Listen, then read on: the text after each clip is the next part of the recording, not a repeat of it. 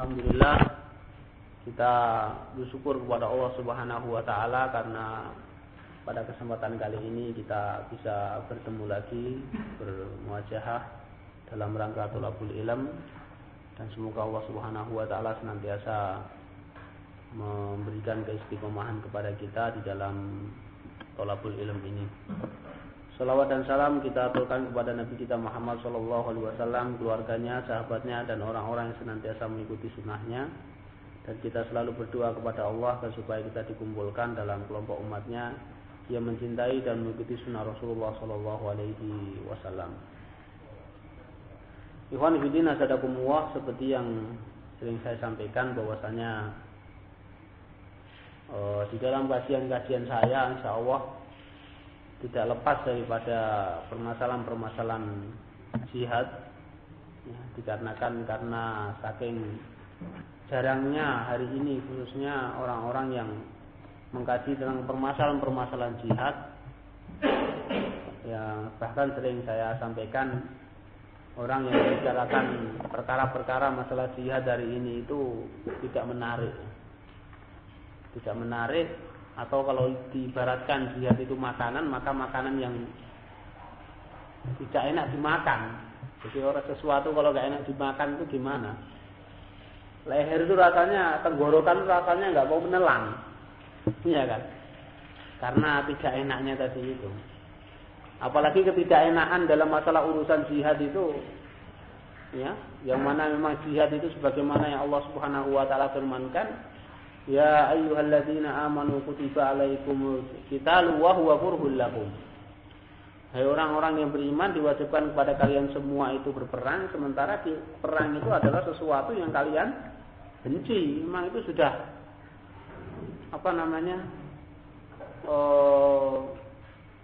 sesuatu yang sudah tabiat manusia, yang mana itu jihad itu adalah sesuatu yang memang enggak enak.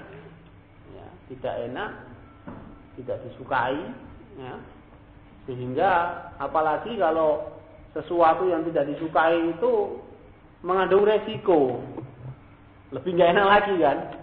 Wis ora enak, mengandung resiko. Kira-kira piye? Gambar apa enak meneh rasane? Berbeda kalau enak walaupun ada resiko. Ya, contoh, ya, seorang mencintai seseorang, ya, kan dia walaupun ada resikonya, tapi dia itu senang, ya udah dia tempuh, gitu. Atau apalah. Ya. Tapi kalau urusan-urusan masalah jihad ini adalah sesuatu yang sudah tidak disukai, sudah nggak disukai, masih ada resikonya yang sangat besar, apalagi hari ini. Minimal orang yang berbicara masalah jihad, dia akan mendapatkan julukan teroris, ya, ataupun provokator. Ya, itu seperti itu. Apalagi bagi pelaku-pelakunya, maka mereka lebih dapat ancaman lagi. Minimal dia dikejar-kejar oleh togut. Yang kedua, kalau ketangkep dia di penjara, disiksa, ya, sampai mungkin dia kena hukuman mati dan dia harus dibunuh. Nah, harus begitu. Nah, ini qanibidin asyadakumullah. Kenapa saya harus menyampaikan urusan-urusan ini? Karena sudah cukup banyak daripada duat kaum muslimin ini yang menerangkan tentang masalah urusan-urusan agama, urusan-urusan din secara umum, ya. Dan Sehingga dari situ iman fillah nasadakumullah, ya, saya ingin ya, mengambil satu kajian ya di mana-mana saya menyampaikan yaitu khusus tentang masalah urusan jihad. Dikarenakan hari ini jihad adalah seperti yang disampaikan oleh Abdus Salam Faraj, Syekh Abdus Salam Faraj atau Syekh Al-Wiyairi ini, yang di dalam kitabnya beliau menulis satu buku yang berjudul Al-Jihad Al-Faridah Al-Ghaibah, ya. Jihad merupakan satu kewajiban yang terlalaikan, karena memang betul-betul hari ini terlalaikan betul, ya. Sehingga orang Islam ini, umat Islam ini sangat jauh daripada pemahaman yang benar. Mereka bodoh tentang masalah urusan-urusan ini karena memang para dai, para duat, para ustadznya ini betul-betul menutup keran ataupun menutup pintu-pintu tentang masalah pembahasan tentang masalah urusan-urusan jihadiyah.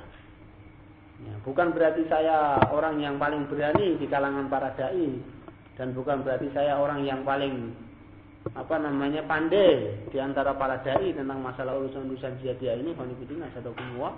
Akan tetapi ini adalah merupakan satu bagian yang adalah kewajiban bagi kita orang mukmin, ya, sebagaimana yang disampaikan oleh Nabi Shallallahu Alaihi Wasallam. Ya ayyuhan nabi wa haridil mu'minin 'alal qital, itu yang pertama. Ya orang-orang yang beriman, hai nabi, ya, berilah semangat, ya. Kalau bahasa kerennya provokasilah, ya, orang-orang mukmin itu untuk berperang. Kemudian yang kedua juga firman Allah Subhanahu wa taala, faqatil fi sabilillah la tukallafu illa nafsak. Ya, dan berperanglah kamu di jalan Allah, ya, karena tidak dibebankan kecuali pada dirimu.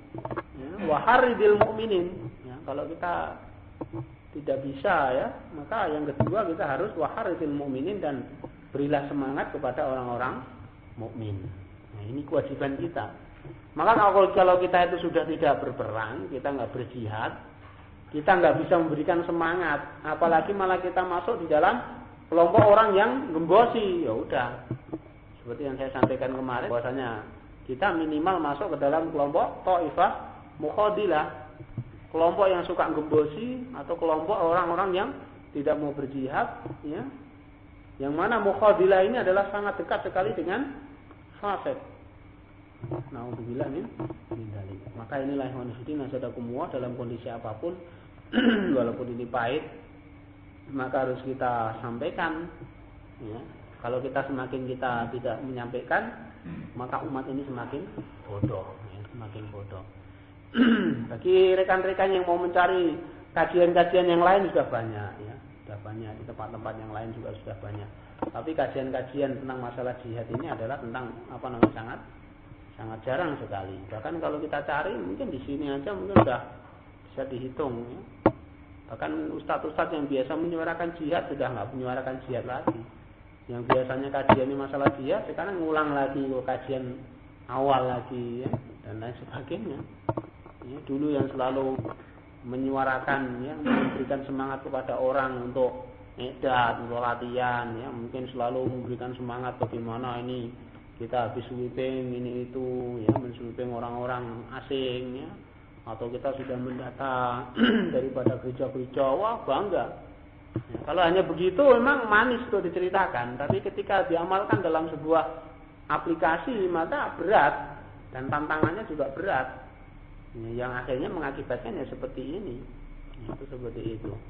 Maka kita mencoba ikhwan fillah nasadakumullah, dalam kondisi apapun kita tetap teguh, tetap tegar, ya. Boleh kita itu kalah, ataupun boleh kita itu rasa takut, tapi yang pertama saja. Dalam artian adalah yang ketika awal saja, selanjutnya kita sudah tidak boleh takut, kita sudah tidak boleh kalah lagi. Nah, itu seperti itu. Contoh mungkin ketika kita berhadapan dengan tonggo di awalnya kita disiksa gini gitu, kita mungkin harus ngomong dalam beberapa urusan. Tapi cukup itu saja. Setelah itu jangan sampai ngomong lagi, itu maksudnya. Ya, urusan sudah selesai, jangan kita akhirnya malah menjadi penolong tauhid, kita takut terlalu berlebihan dan sebagainya. Ikhwan fillah nasadakumullah, dalam kajian kita pada setiap hari Senin ini insyaallah saya ambil satu makalah, ya, yang berjudul Apa yang harus dilakukan orang yang udzur jihad? Apa yang harus dilakukan oleh orang yang udzur jihad? Tapi permasalahannya, pertanyaannya, sebetulnya kita ini termasuk orang yang udzur jihad enggak sih? Termasuk di dalam firman Allah Subhanahu wa taala yang termasuk orang yang dapat udzur enggak? Orang yang dapat udzur itu salah satunya adalah orang yang pincang, ya, orang yang buta, itu termasuk apa namanya, atau ulil doror, ya, yaitu mereka itu seperti orang yang pincang, orang yang buta, ya, orang yang sakit, ya, itu seperti itu. Kayaknya sebetulnya kajian udzur ini juga sebetulnya kita semuanya ini nggak ada udzur, sekali lagi termasuk saya.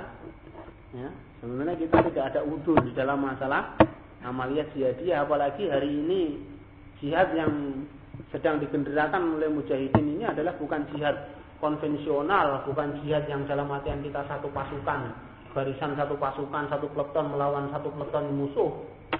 Ya, bukan. Akan tapi hari ini adalah sebagaimana jihad yang diasung oleh para mujahidin dalam rangka melaksanakan jihad fardhu ain, maka yang dilakukan adalah jihad harbul isobat, yakni perang gerilya, yakni atau jihad individu, ya, yang mana setiap orang itu boleh melakukan amaliyah-amaliyah jihadiyah. Maka seperti yang pernah kita kaji, yaitu jatuh kitab dakwah muqawamah, ini adalah seruan perlawanan bagi orang-orang yang lemah untuk melawan orang-orang yang kuat. Dikarenakan apa? Dikarenakan bukan berarti kita ini nekat, atau bukan berarti kita ini orang yang konyol, ya. Akan tapi sebuah tuntutan yang mana itu menjadi fardhu ain. Dikarenakan jihad hari ini para ulama telah sepakat bahwasanya hari ini jihad itu adalah fardhu ain, yang setiap individu itu adalah diwajibkan untuk melakukannya, dan apabila tidak melakukannya maka dia berdosa, ya. Maka semampu-mampunya kita harus berbuat, begitu maksudnya. Sehingga dengan kemampuan yang paling kita mampu, yaitu hari ini adalah melakukan amaliyah jihadiyah ini adalah dengan harbul isobat ataupun perang gerilya. Perang gerilya itu adalah perangnya orang lemah melawan orang kuat. Ya, baik itu dilakukan oleh satu kelompok, satu tim, ataupun per individu, per orang. Nah, ini dibolehkan. Nah, ini khonifidin asadakumullah. Nah, pada kesempatan kali ini, ya, walaupun kita tidak termasuk ulil azhar, orang-orang yang udzur, akan tapi kajian ini nanti insya Allah akan sangat bagus sekali. Sehingga apa nih yang nantinya yang harus kita lakukan selaku orang-orang yang tidak berjihad? Nah, gitu sajalah lebih enaknya, ya. Apa nih yang harus kita lakukan, kita yang masih duduk-duduk sekarang ini, yang mungkin kita baru mengambil peran sedikit. Contoh, mungkin baru bisa memberikan nafkah sedikit, mungkin kita baru bisa membantu menyediakan tempat bagi ikhwan-ikhwan yang muhajirin, ya, dan lain sebagainya. Nah, insya Allah ini bermanfaat bagi kita semua. Ikhwan fillah azzakumullah, ya, makanya kita lanjutkan udzur-udzur dalam masalah jihad. Ya, yang pertama itu adalah udzur syar'i. Udzur syar'i itu adalah udzur yang, ya, diterangkan di dalam masalah di dalam syariat. Adapun pengertian daripada udzur, ya, yang disebut udzur itu apa sih? Ya, memang bahasa Arab udzur ini sudah menjadi bahasa kita, ya, bahasa Indonesia, yaitu dia itu sudah udzur. Yang disebut udzur itu adalah al-udhru al-wasfu tari 'alal mukallafi al-munasib litashhili 'alaihi. Udzur itu, ya, secara arti bahasa itu adalah halangan,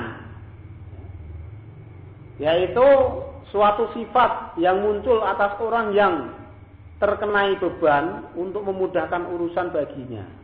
Maksudnya adalah dia itu mestinya terkenai beban, kemudian ada keringanan bagi dia atau sesuatu yang bisa memudahkan dia, ya, yang dia itu akhirnya boleh tidak melakukan kewajiban itu namanya udzur. Ya. Yang dimaksud, ya, dengan udzur ialah yang lebih umum dari sakit dan tidak mempunyai kekuatan dalam bersafar. Maksudnya adalah udzur itu adalah yaitu seseorang yang dia tidak mampu, ya, lebih daripada sakit, dia tidak mampu melakukan itu. Maka nanti keterangan-keterangan di dalam ayat-ayatnya bahwasanya yang disebut orang-orang yang udur, ya, itu salah satunya orang-orang yang pincang, ya, orang-orang yang buta dan lain sebagainya. Kita lanjutkan. Pada saat jihad hukumnya fardu kifayah. Fardu kifayah itu adalah kalau sebagian kaum muslimin sudah ada yang melakukan, maka yang lain tidak terkena dosa. Itu namanya fardu kifayah. Tapi kalau fardu ain itu setiap orang itu harus melakukan. Sebagaimana sholat jenazah itu fardu kifayah. Kalau sebagian kaum muslimin sudah ada yang mensolati, maka yang kaum muslimin yang lainnya tidak berdosa. Tapi kalau tidak ada satupun yang mensolati jenazah yang muslim, maka dia semua kaum muslimin terkena dosa. Nah, pada saat jihad hukumnya fardu kifayah, yang terkena kewajiban jihad adalah orang yang memenuhi beberapa syarat. Nah, jadi ada syarat jihad ya.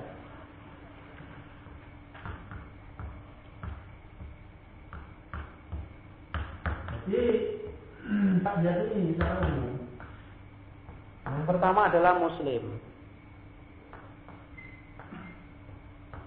Mas Agus muslim loh. Insyaallah. Yang kedua, berakal sehat. Ini masalahnya ini syarat ini. Makanya saya katakan tadi kita tuh ada usul ya.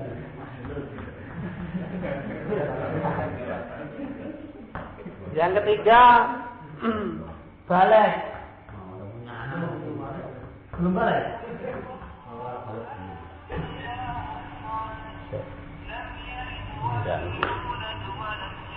Assalamualaikum. Ya, dari baru sebentar ini lagi kita nempel. Sahabat.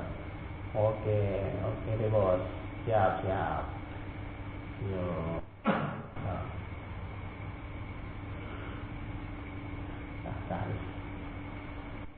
Yang keempat, ya, laki-laki itu wajib mas. Laki-laki.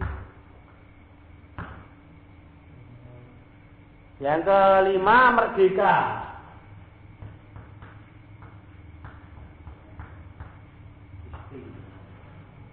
Yang keenam, sehat fisik, tidak cacat.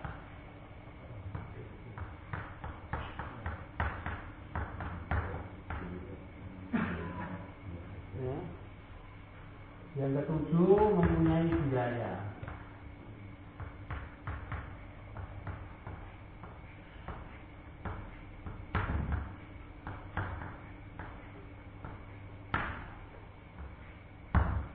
Bisa dibacakan. Yang kedelapan, izin orang tua. Izin ortu. Yang kesembilan, izin orang yang dihutangi.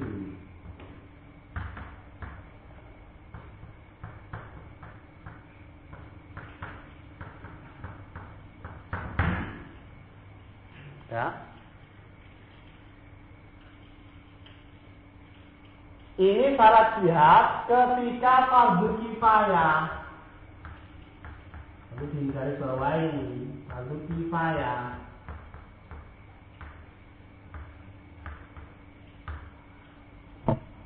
Ya, fardu kifayah. Jadi cukup banyak. Jadi harus memenuhi ini. Yang pertama muslim. Yang kedua berakal sehat. Yang ketiga balik. Yang keempat laki-laki. Yang kelima merdeka. Keenam sehat fisik.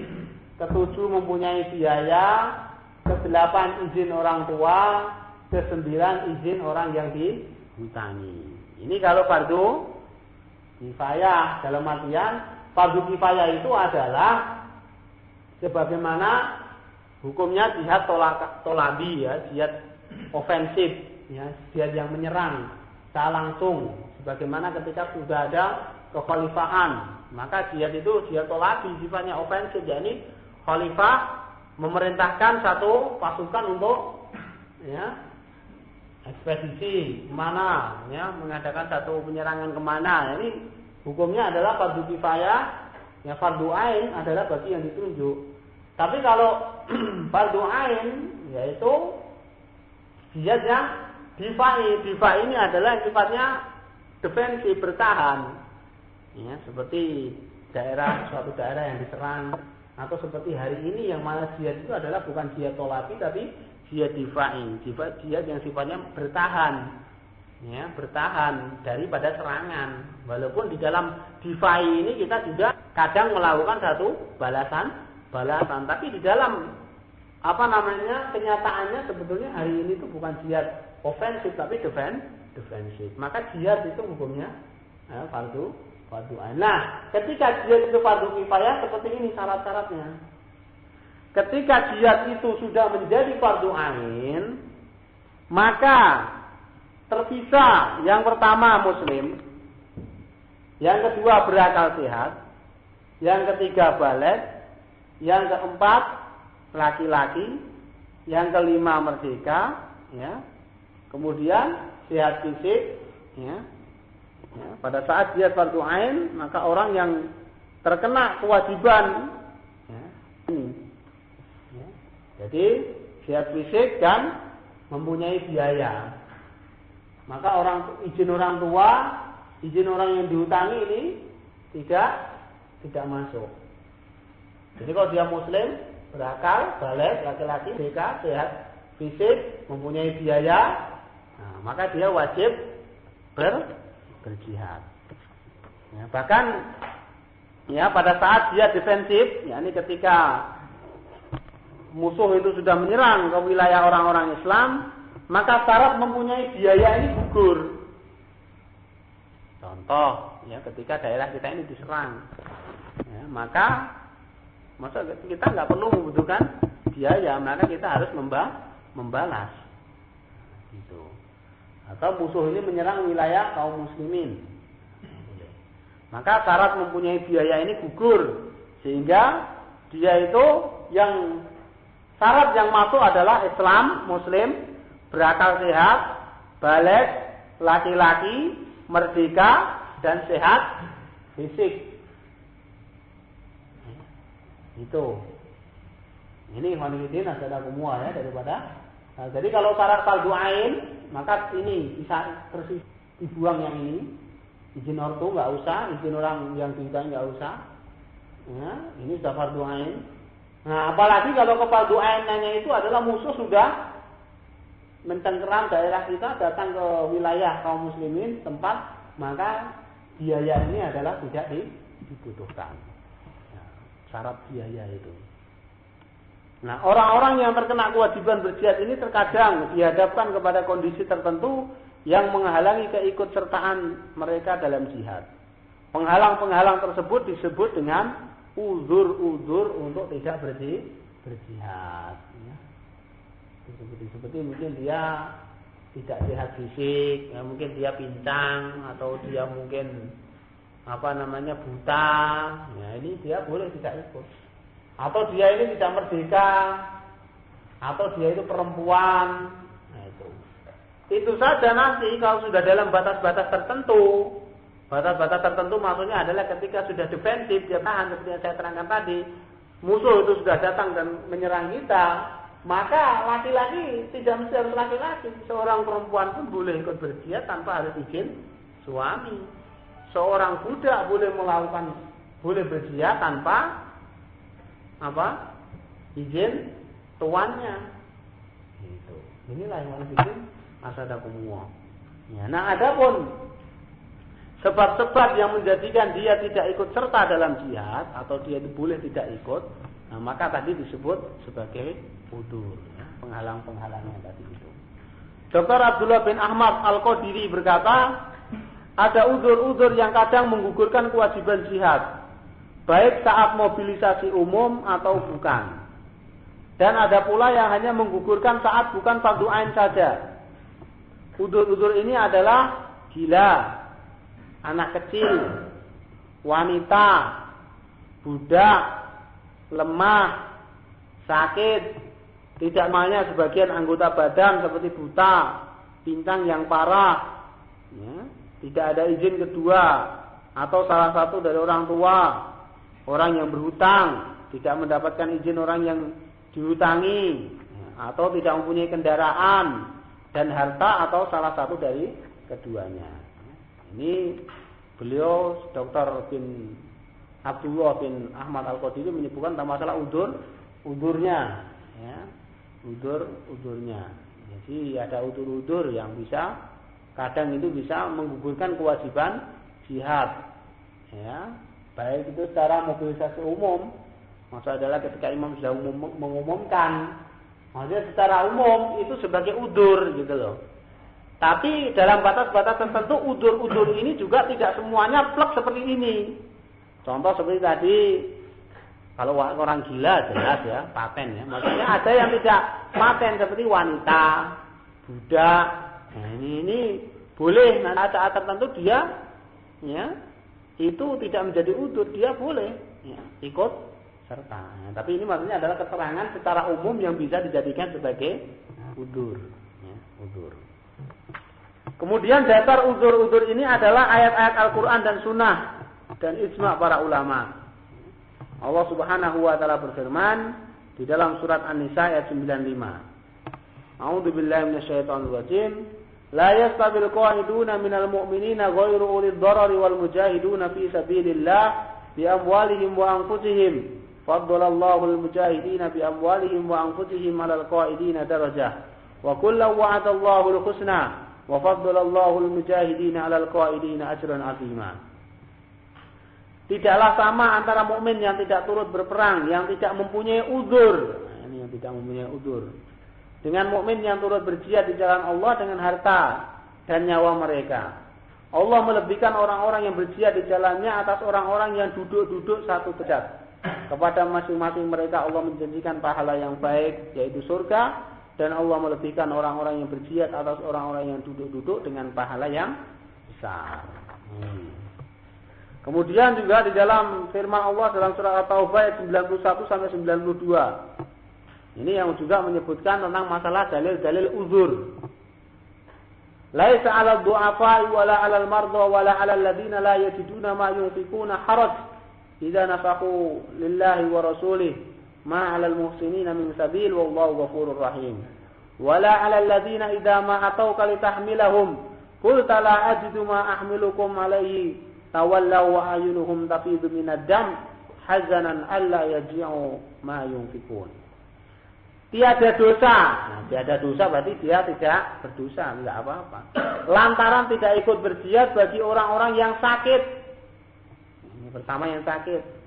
Ya, atas orang-orang yang tidak mendapatkan biaya apabila mereka lakukan ikhlas kepada Allah dan Rasulnya. Ini sakit, ya, karena nggak ada biaya. Dan tidak ada jalan sedikit pun untuk menyalahkan orang-orang yang baik. Allah Maha Pengampun lagi Maha Penyayang.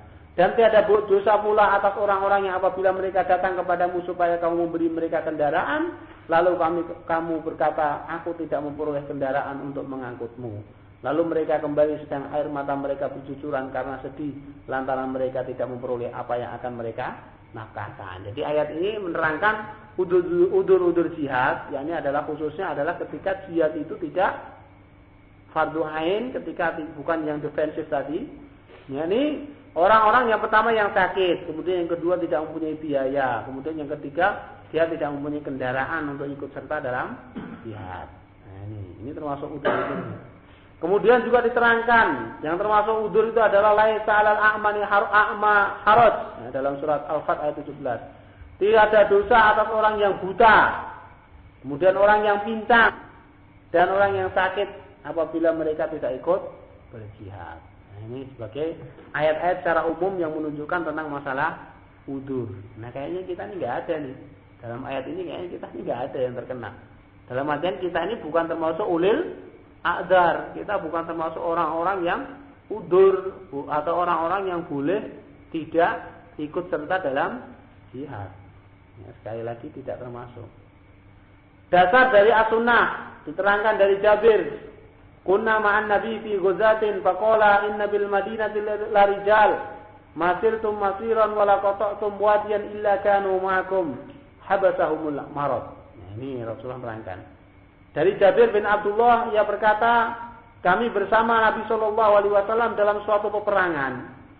Kemudian beliau bersabda, di Madinah ada beberapa orang yang tidaklah kalian menempuh perjalanan dan melewati suatu lembah kecuali mereka pasti bersama kalian. Maksudnya dia itu biasanya itu pokoknya kalau kamu kemana dia pasti ikut.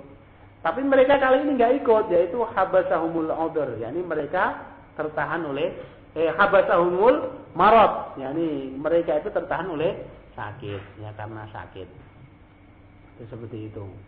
Ini dalam hadis yang lain juga Rasulullah mengatakan habasahumul udhr, yakni mereka itu tertahan karena ada udzur. Nah, itu seperti itu. Kemudian perkataan Imam Ibnu Hajar, beliau berkata, wa fihi annal mar'a yablughu bi niyyatihi ajrul 'amil idza mana'ahu al-'udhr 'anil 'amal. Ya, dalam hadis itu juga terangkan yang kesimpulannya adalah seseorang yang dengan niatnya bisa mendapatkan pahala orang yang beramal jika ia terkena udzur yang menghalanginya dari beramal. Contoh, mestinya kita bisa berjihad, ya kita berniat untuk berjihad, tapi karena kita ada udzur, mungkin kita sakit atau kita terkena salah satu daripada yang tadi, kita mungkin kakinya pincang ataupun apa. Tapi niatan kita itu adalah ditulis oleh Allah Subhanahu wa taala. Kemudian Imam Al-Qurtubi juga berkata, ya, saya bacakan terjemahnya, hadis ini menuntut orang yang terkena udzur diberi pahala orang yang berperang. Ada yang mengatakan boleh jadi pahalanya sama. Dalam fadilah Allah itu ada keluasan. Pahala dari Allah itu fadilah, bukan hak. Allah memberi pahala atas niat yang benar seperti pahala untuk yang beramal. Ada juga yang menyatakan diberi pahala tanpa dilipat gandakan, sedang yang berperang diberi pahala berlipat ganda karena terlibat langsung. Ya, maksudnya adalah ya kebetulan kita itu menjadi ulil azhar, ya, tapi kita itu tetap berniat, ya, maka kita mendapatkan pahala, ya, tapi juga bisa sama dengan orang-orang yang ikut berperang. Pahalanya tidak dilipat gandakan. Para ulama yang berpendapat, yaitu Mujahid, berpendapat mujahid yang berangkat perang dilipat gandakan pahalanya, sementara orang beriman yang terkena udzur sehingga tidak berjihad tidak dilipat gandakan pahalanya, yaitu berdalil dengan hadis Ibnu Abbas, barang siapa berkeinginan melakukan kebaikan lalu ia tidak melaksanakannya, Allah Ta'ala mencatat untuknya satu pahala kebaikan. Barang siapa berkeinginan melakukan kebaikan lalu ia melaksanakannya, Allah Ta'ala mencatat untuknya 10 kebaikan hingga 700 kali lipat, hingga kelipatan yang banyak. Maksudnya adalah hadis ini menerangkan bahwasanya kalau orang yang tidak ikut berjihad tapi dia tetap ada niat, maka dia tetap mendapatkan pahala satu. Tapi bagi yang mereka tetap berjihad, berarti dia di samping niat maka dia berbuat, maka dia mendapatkan pahalanya pahala 10 kebaikan atau bahkan 700 kalinya. Nah, ini konfidin arsadakumullah. Para ulama yang menyatakan orang yang terkena udzur juga mendapat pahala seperti orang yang berangkat berperang. Ya, jadi sama. Ini ada pendapat lagi yang kedua. Kalau tadi kan dia nggak bisa disamakan. Ya, ini sama. Adalah hadis dari Anas yang di atas tadi adalah illa syarakukum fil ardh. Ya, ini kecuali mereka pasti ikut mendapatkan pahala. Sekalipun sama-sama mendapatkan pahala, belum pasti pahalanya sama banyak. Sementara ulama yang berpendapat pahala yang terkena udzur sama banyak dengan pahala yang berangkat berjihad berdalil dengan hadis Abu Qabasyah Al-Anmari. Ya, yaitu dunia itu untuk 4 kelompok. Ya, yang pertama, hamba yang diberi harta dan ilmu oleh Allah Ta'ala lalu ia bertakwa, menyambung tali kerabatnya dan menunaikan hak Allah Ta'ala, maka inilah orang yang paling tinggi derajatnya. Yang kedua, hamba yang diberi ilmu namun tidak diberi harta, namun ia seorang yang niatnya jujur, ia mengatakan jika aku harta, aku akan beramal seperti si fulan. Dengan niatnya itu pahalanya keduanya sama. Nah, ini alasan yang mengatakan bahwasanya orang-orang yang dia karena terkena udzur, mungkin tadi mestinya dia ikut berjihad, tapi karena dia sakit akhirnya dia nggak ikut. Nah, maka ada para ulama yang tetap ya menyamakan bahwasanya pahala orang yang tidak ikut berjihad karena udzur disamakan dengan orang yang berjihad. Ya, seperti itu. Inilah ikhwan fillah asadakumullah. Tapi tentunya daripada hujah-hujah yang kuat adalah tetap membedakan ya, tetap beda antara orang-orang yang berangkat langsung dengan orang yang tidak. Ini konfidin asalakumullah ya, sebagai pembukaan daripada materi ya, apa yang harus dilakukan orang yang udul had. Insyaallah kita besok akan kita lanjutkan tentang masalah hal-hal yang harus dilakukan oleh orang yang udur. Apa nih yang harus dilakukan? Ya, sekali lagi saya sampaikan bahwasanya kita yang ada di sini ini tidak ada yang dapat udur. Kiranya gitu kan? Apa kita merasa orang yang udur? Jadi orang edan aja udur. Nah, apa kita jadi orang miskin? Kita semuanya nggak ada yang kere, insya Allah mampu semua. Ya, apalagi hari ini, ya, jihad nggak usah butuh banyak-banyak biaya. Satu pisau dapur aja bisa digunakan untuk berjihad, iya kan? Itu seperti itu. Satu pisau dapur aja bisa digunakan untuk berjihad. Apalagi hari ini musuh dan target itu sudah sangat dekat dengan kita dan bisa dibilang adalah sangat berhimpit-himpitan dengan kita. Nah, tergantung antum mau mencari target yang mana sudah ada, apalagi di sini. Ya, itu seperti itu. Dikarenakan ya, apalagi hari ini adalah jihad alami, ya, jihad dunia yang mana semua peperangan ini adalah sudah ditabuh ya oleh orang-orang kafir, yang seperti yang saya sampaikan kemarin, sebagaimana yang disampaikan oleh ya Fir'aun laknatullah alaih hari ini, yaitu Ghazwatul Qalbus ya, yang dia telah menyatakan peperangan ya, perang salib, perang melawan teroris, yakni perang melawan kaum muslimin, perang melawan mujahidin. Nah, ini khonifidin asadakumullah ya. Maka insyaallah ya, dengan materi kita yang berlanjut, yang insyaallah bagi ikhwan-ikhwan yang mungkin baru ikut ya, insyaallah tidak bingung ya. Tapi bagi mungkin yang masih baru ikut, kalau sekiranya mendapatkan keterangan daripada saya ini bingung ya, jangan menyimpulkan dulu ya, bertanya dulu, karena memang materi saya ini adalah bagi hewan-hewan yang memang sudah cukup mapan pemikirannya, dalam artian yang sudah ngajinya lama, taklimnya lama, dan sudah mendapatkan daripada materi-materi yang dari awal. Nah, bagi hewan-hewan yang yang baru mungkin bergabung ya, baru ikut, nah, maka anggaplah ini sebagai wawasan baru ya, sebagai bom bantisnya ya. Karena mungkin baru sekali, mungkin baru ngaji, langsung mendengarnya materi yang sudah begini. Nah, ini khonifidin asadakumullah ya, sebagai pembukaan dari materi yang saya sampaikan setiap hari Senin malam insyaallah. Dan insyaallah bisa kita lazimi dalam pertemuan-pertemuan kita yang akan datang. Insyaallah bisa dipahami ya tentang materi ini ya.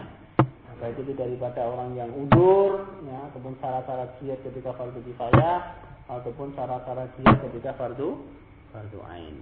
Ya, ini khonifidin. Dan besok insyaallah kita bahas tentang masalah hal-hal yang harus dilakukan oleh orang-orang yang udur. Ya, kalau ini pembahasannya halal bagi orang yang udur, ya mestinya apalagi bagi orang yang tidak udur, ya mestinya dia harus lebih bisa melakukan lagi. Nah, semoga bermanfaat. Sebelum saya tutup, mungkin ada ikhwan yang bertanya, silakan. Ada air putih, saya nggak biasa minum kopi. Nggak ada, ya udah nggak usah. Gimana? Besok mungkin jam 7:30 saja, karena isaknya itu kan jam 7 kurang. Tadi aja saya sampai sini aja jam 7:30 aja kurang kan. Karena habis kemarin sudah ada taklim, istirahatnya masih cukup lama itu. Dari isak itu masih lama. Jam 7:30 kita mulai aja ya. Jika nanti kita seandainya jam 9 selesai itu sudah katok 1,5 jam. Gimana begitu? Ada yang ditanyakan?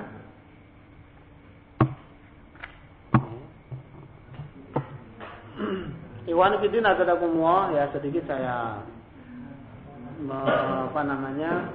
menambahkan bahwasanya hari ini dengan adanya jihad hari ini, apalagi yang telah digenderangkan oleh mujahidin yang diwakili oleh Al-Qaeda katakanlah, maka kaum muslimin itu memang seperti yang saya sampaikan kemarin, kaum muslimin itu akan terkelompokkan menjadi 3 kelompok.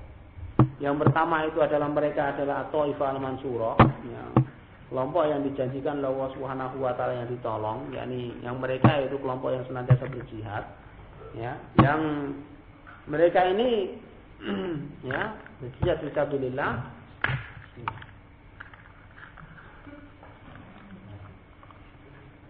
Kalau tidak maka mereka akan menjadi kelompok yang kedua, itu adalah Taifah Mukhalifah. Ini kelompok yang menentang.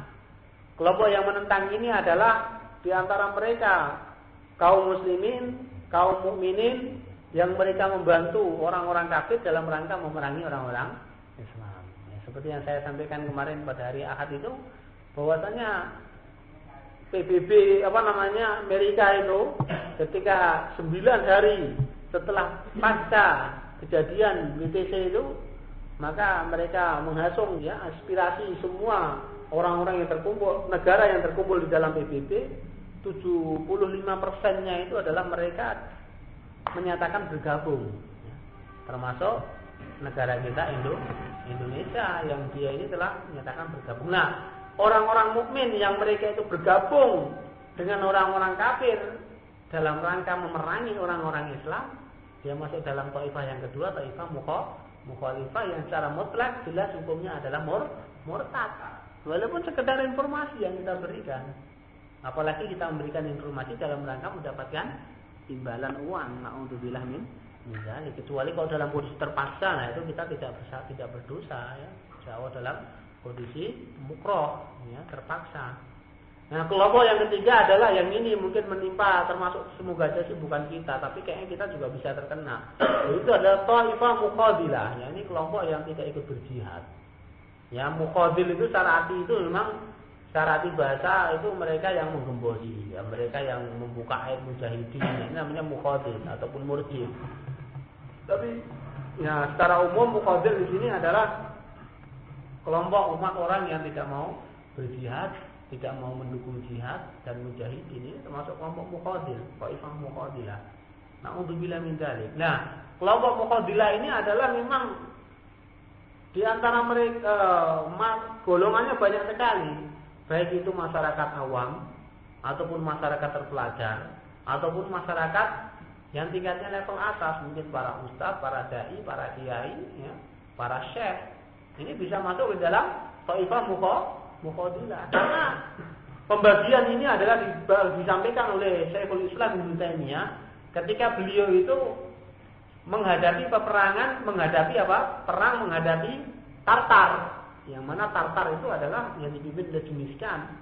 Tartar itu memang orang melihatnya adalah ya Islam, tapi hukum yang dipakai adalah Eliasik. Eliasik itu hukum buatan Genghis Khan, ya, campuran antara hukum Islam dengan hukum yang non-Islam. Bahkan banyak sekali hukum-hukum Islam yang dikotori.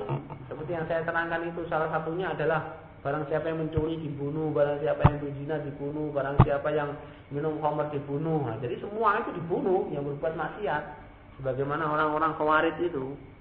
Nah, Ibnu Taimiyah ini menyatakan perang dengan Tartar. Nah, kemudian dia membagi ini orang-orang yang menghadapi Tartar ini dibagi menjadi 3 kelompok tadi. Yang pertama Taifah Mansurah, yakni mereka yang berperang memerangi Tartar. Yang kedua ada Taifah Mukhalifah, yakni yang mereka membela Tartar. Yang ketiga Taifah Muqadilah yang dia tidak ikut berperang. Nah, hari ini ya, Tartarnya pada zaman Ibnu Taimiyah itu sebagaimana sekarang Amerika yang ada zaman sekarang ini.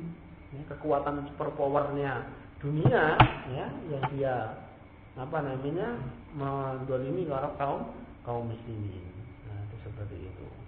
Anggaplah sekarang Syekh Usamah itu yang menggerakkan perang sebagaimana Ibnu Taimiyah pada saat itu. Ya, maka hari ini manusia bisa terkelompokkan menjadi 3 kelompok tadi itu. Maka minimal apa nih harus kita lakukan nanti? Ya, nanti insya Allah kita lanjutkan pada kajian kita yang selanjutnya. Sekali lagi ini kajian bagi orang-orang yang uzur. Ya, dan saya yakin yang ada di sini tidak ada yang terkena uzur. Kecuali Mas Tri, ya, kakinya masih sakit, ya, patah, ya. Ini. Nah, kita semua sekali lagi kita tidak mendapatkan uzur. Tidak termasuk dalam ulil aqdar. Nah, berarti kita itu lebih tuntutannya untuk apa yang harus dilakukan oleh orang yang ulil aqdar ini mestinya harus kita lakukan nantinya. Ini konfidina sadakumullah, ya, sekali lagi untuk kali ini saya hanya baru bisa mengajak dan saya hanya baru bisa memprovokasi. Ya, belum bisa mungkin secara real mengajak rekan-rekan untuk bersama-sama melakukan amaliyah jihadiyah. Toh kalau seandainya kita berbuat, otomatis kita tidak rame-rame satu yang ikut dalam taklim ini ikut semua, enggak. Ya, sebagaimana yang diterangkan dalam dakwah mukawamah itu, ya ini adalah terbentuknya kelompok-kelompok kecil dan mengurangi kelompok-kelompok yang besar. Karena kalau kelompok besar itu nanti sukanya ngembet, ya kan? Kena satu, yang keembet berapa? Nah, 10 semua. Ya kalau syahid semua ini syukur, kalau enggak, udah habis-habisan, ya kan? Nah, maka bagus 1-2 orang jalan, kedua bersepakat, ya, semua to'ah kita berjalan, nah, selesai, jadi. Ya kan? Kalau seandainya satu ketangkep, nah, satu syahid, satu ketangkep, atau dua-duanya minimal cuma 2 saja, tidak sampai banyak orang. Nah ini, nah, nanti secara real dan aplikatif insya akan kita lanjutkan pada kajian-kajian yang selanjutnya. Ya, sekali lagi saya baru menyampaikan secara kajian ilmiah, ya, kajian ilmiah. Ya, demikian, semoga bermanfaat, ikhwan fillah. Dan semoga kita dikumpulkan dalam kelompok mujahidin, ya, dan senantiasa ikut, ya, serta dalam derap jihad dan mujahidin, dan kita tidak boleh lengah dan tidak boleh ketinggalan dari masalah ini. Kalau kita ketinggalan maka kita termasuk dalam kelompok, kalau tidak mukhalifah maka termasuk kelompok yang mukhadilah. Naudzubillah min dzalik. Kurang lebihnya saya minta maaf. Subhanaka Allahumma bihamdika asyhadu an la ilaha illa anta astaghfiruka wa atubu ilaik. Walhamdulillah. Assalamualaikum warahmatullahi wabarakatuh.